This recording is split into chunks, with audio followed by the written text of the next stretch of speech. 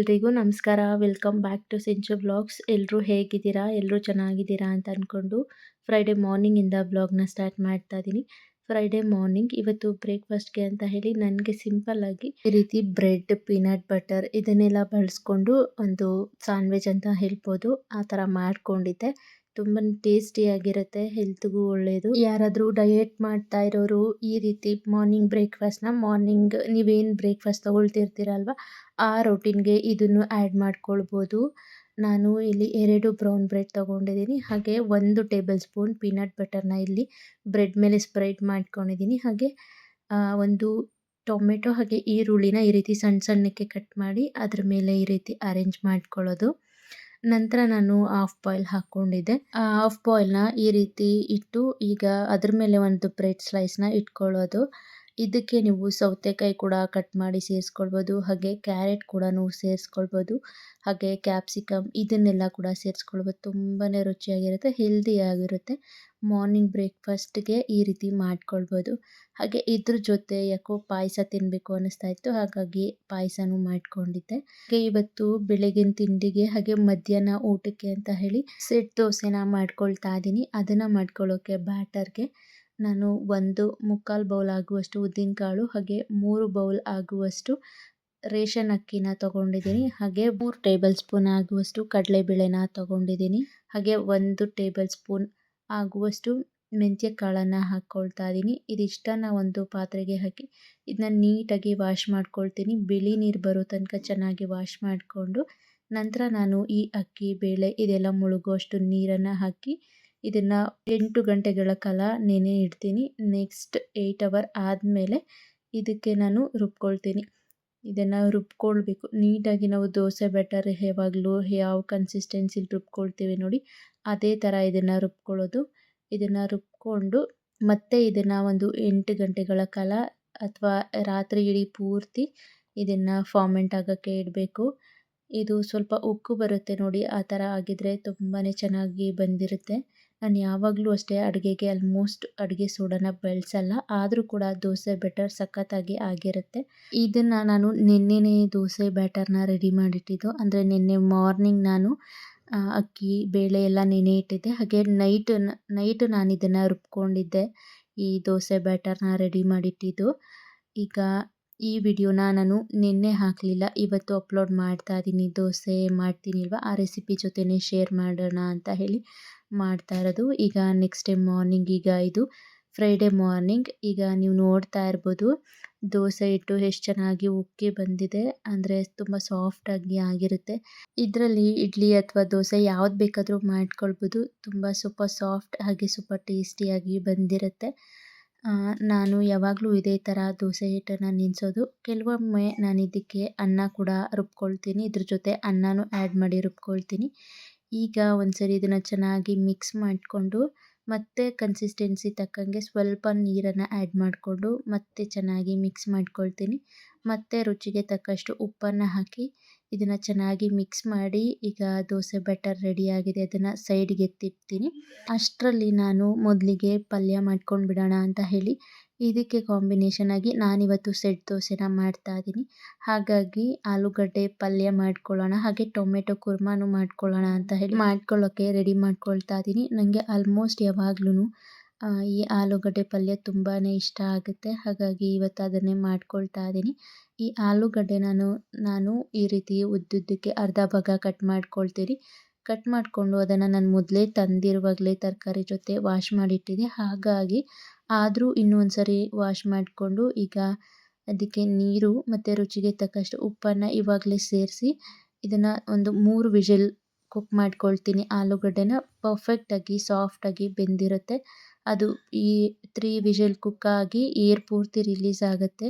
ಅಲ್ಲಿವರೆಗೂ ನಾನು ಈ ಪಲ್ಯ ಮಾಡ್ಕೊಳ್ಳೋಕ್ಕೆ ಈರುಳ್ಳಿ, ಹಸಿರು ಮೆಣಸಿನ್ಕಾಯಿ, ಕೊತ್ತಂಬರಿ ಸೊಪ್ಪು ಹಾಗೆ ಕರಿಬೇವಿನ ಸೊಪ್ಪು ಇದನ್ನೆಲ್ಲನೂ ಕಟ್ ಮಾಡಿ ಇಟ್ಕೊಂಡು ಬಿಡೋದು.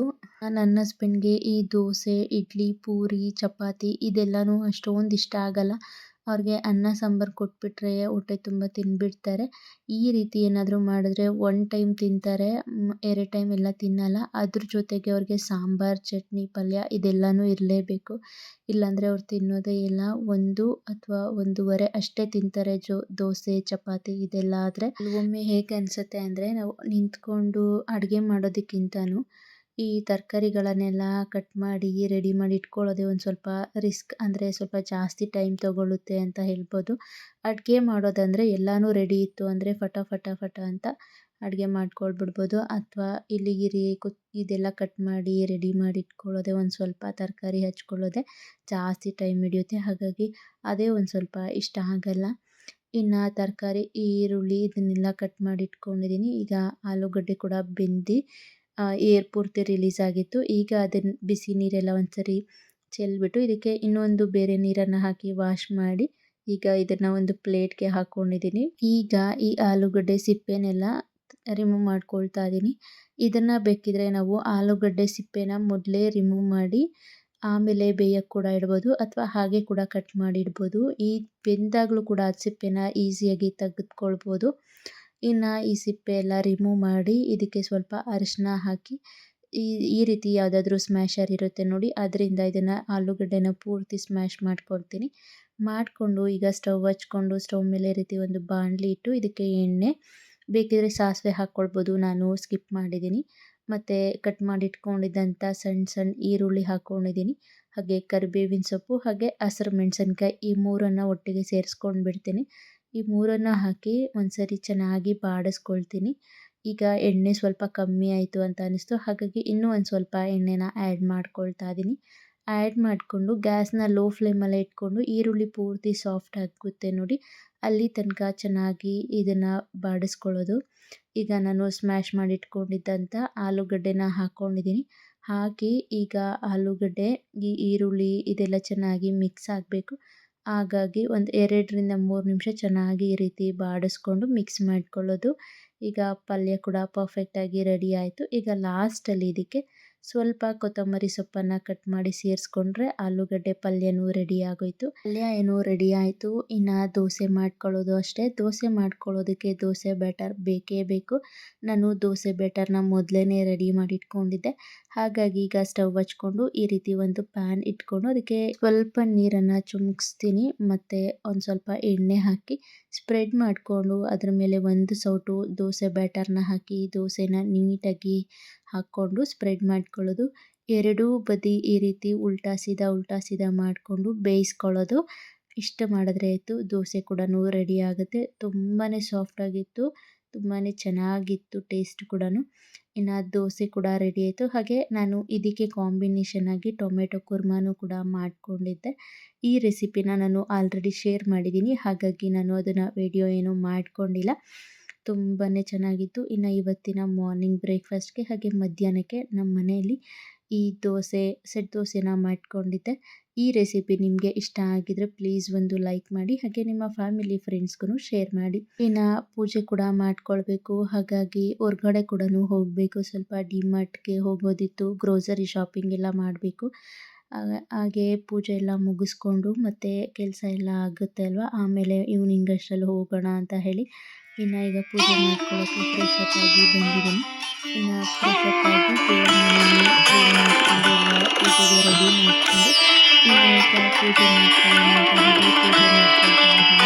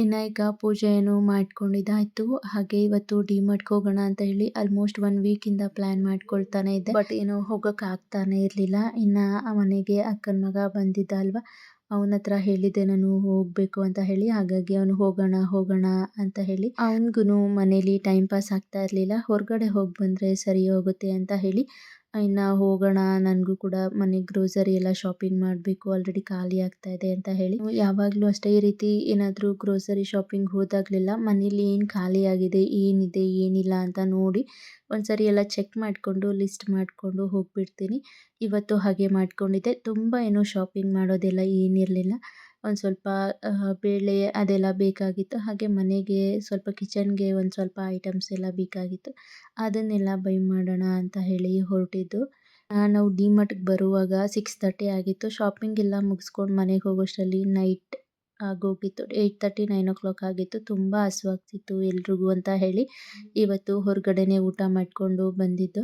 ಇನ್ನು ಮನೆಗೆ ಬಂದು ಗ್ರೋಸರಿ ಎಲ್ಲ ತೆಗೆದು ಎತ್ತಿಟ್ಕೊಳ್ಳೋಣ ಅಂತ ಹೇಳಿ ಅದನ್ನು ಕೂಡ ಎತ್ತಿಡ್ತಾ ಇದ್ದೀನಿ. ತಂದ ತಕ್ಷಣ ಎಲ್ಲನೂ ರಿಫಿಲ್ ಮಾಡಿ ಎತ್ತಿಟ್ಕೊಂಡ್ಬಿಟ್ರೆ ಮತ್ತೆ ಅದು ಒಂದು ಕೆಲಸ ಥರ ಉಳಿದ್ಬಿಡುತ್ತೆ. ಇಲ್ಲಾಂದರೆ ಎತ್ತಿಟ್ಕೊಂಡಿಲ್ಲ ಅಂದರೆ ಅದೇ ಒಂದು ಕೆಲಸ ಥರ ಉಳಿದ್ಬಿಡುತ್ತೆ. ಹಾಗಾಗಿ ಎಲ್ಲ ಎತ್ತಿಟ್ಕೊಂಡ್ಬಿಡೋಣ ಚೆಕ್ ಮಾಡಿಕೊಂಡು ಅಂತ ಮಾಡ್ಕೊಳ್ತಾ ಇದ್ದೀನಿ. ಹಾಗೆ ನಾನು ಮನೆ ಒರೆಸ್ಕೊಳ್ಳೋಕ್ಕೆ ಅಂತ ಹೇಳಿ ಇದೊಂದು ತೊಗೊಂಡಿದ್ದೆ.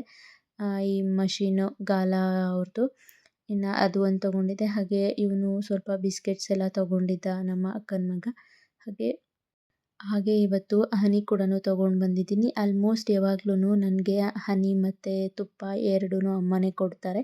ಅಂದರೆ ಅವ್ರಿಗೆ ಊರಲ್ಲಿ ನ್ಯಾಚುರಲಾಗಿ ಸಿಗುತ್ತೆ, ಹಾಗಾಗಿ ಅದನ್ನೇ ಕೊಟ್ಟು ಕಳಿಸ್ತಾರೆ. ಯಾವಾಗಲೂ ತರ್ತಾ ಇರಲಿಲ್ಲ, ಖಾಲಿ ಆಗಿತ್ತು ಅಂತ ಹೇಳಿ ಇವಾಗ ತೊಗೊಂಡಿದ್ದೀನಿ. ಹಾಗೆ ನನಗೆ ಈ ಪುಟ್ಟ ಬೌಲ್ಗಳು ತುಂಬ ಇಷ್ಟ ಆಯಿತು, ಹಾಗಾಗಿ ಅದನ್ನು ತೊಗೊಂಡಿದ್ದೀನಿ. ಮತ್ತು ಇಲ್ಲಿ ಕಾಫಿ ಮಗ್ಸ್ ಒಂದು 3-4 ತೊಗೊಂಡಿದ್ದೀನಿ. ನನಗೆ ಈ ಥರ ಸೆರಾಮಿಕ್ಸ್ ಪಾಟ್ಗಳು ಅಥವಾ ಕಿಚನ್ ಐಟಮ್ಸ್ಗಳು ತುಂಬಾ ಇಷ್ಟ ಆಗುತ್ತೆ. ನೋಡಿಬಿಟ್ರೆ ಸಾಕು ಸಖತ್ ಇಷ್ಟ ಆಯಿತು. ನನಗೆ ಅವೆರಡು ಮಗ್ಗುಗಳು ತುಂಬಾ ಇಷ್ಟ ಆಯಿತು. ಒಂದ್ಸರಿ ಏನಾದರೂ ನೋಡಿಬಿಟ್ರೆ ತೊಗೊಳ್ಳೋ ತನಕ ಸಮಾಧಾನನೇ ಆಗಲ್ಲ. ನೆಕ್ಸ್ಟ್ ಟೈಮ್ ಆದರೂ ತೊಗೊಂಡ್ಬಿಡ್ತೀನಿ ಈ ಥರ ನಾನು. ಇನ್ನು ಇದನ್ನೆಲ್ಲ ತೆಗೆದು ಎತ್ತಿಟ್ಕೊಂಡಿದ್ದು ಈ ಬ್ಲಾಗ್ನ ಇಲ್ಲಿಗೆ ಎಂಡ್ ಮಾಡ್ತಾ ಇದ್ದೀನಿ. ಈ ಬ್ಲಾಗಿಂದ ನಿಮಗೆ ಏನಾದರೂ ಯೂಸ್ಫುಲ್ ಅಂತ ಅನ್ಸಿದ್ರೆ ಅಥವಾ ಇಷ್ಟ ಆಗಿದ್ರೆ ಪ್ಲೀಸ್ ಒಂದು ಲೈಕ್ ಮಾಡಿ, ಹಾಗೆ ಸಬ್ಸ್ಕ್ರೈಬ್ ಮಾಡಿ, ಕಮೆಂಟ್ ಮಾಡಿ ಅಂತ ಹೇಳ್ತಾ ಮತ್ತೆ ಸಿಗ್ತೀನಿ. Thank you.